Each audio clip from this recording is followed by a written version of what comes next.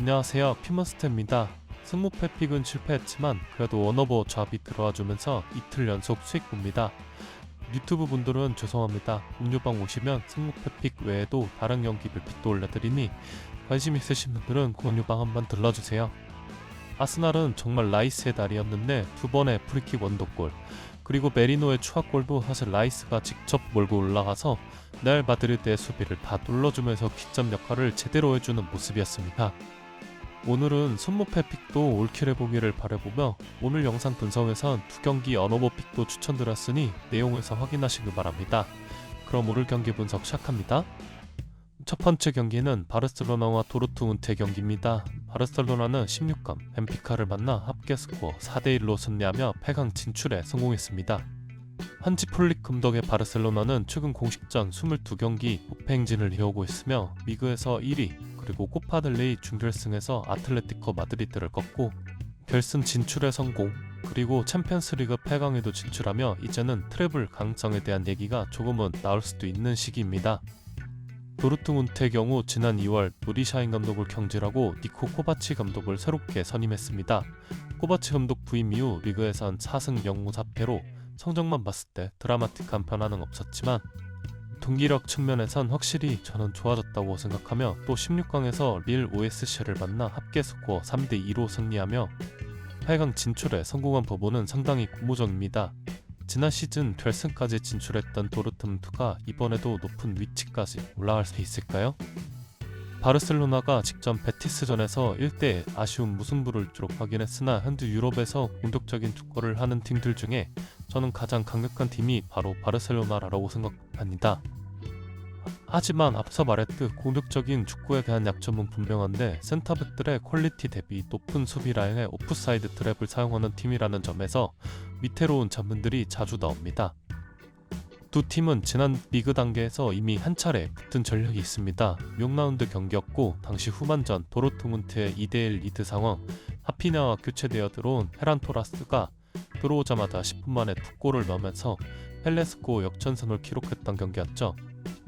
이날 도르트문트의 경기력이 바르셀로나를 상대로도 전혀 밀리지 않으며 좋은 모습들을 여러 차례 보여줬었는데 도르트문트로선 정말 아쉬운 역전패를 허용하게 되었습니다.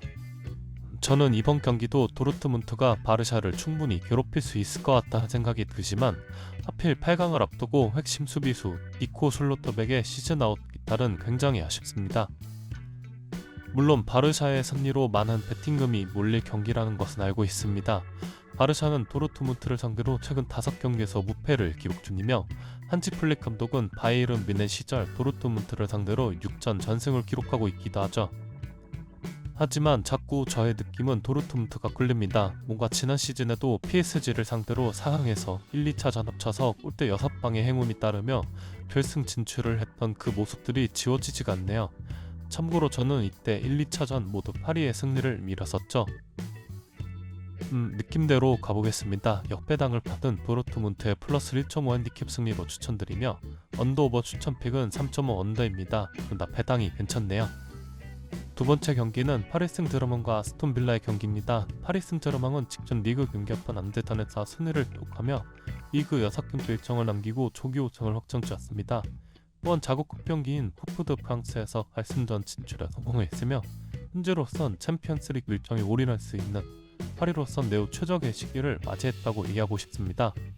네이마르와 메시가 떠나면서 지난 시즌 리빌딩 시즌에도 파리는 준결승에서 도르트문트를 만나 앞서 얘기했던 골대 6방을 방타는 푸름이 따르면서 아쉽게 상황에서 탈락했었는데요.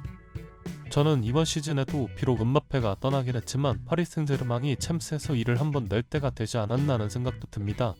왜냐하면 레알 마드리드의 포스가 지난 시즌 같지 않고 다른 팀들의 부상 상황들을 생각하면 파리가 지난 시즌 불허였던 부분들을 어느 정도 보상받지 않을까라는 생각이 들어요.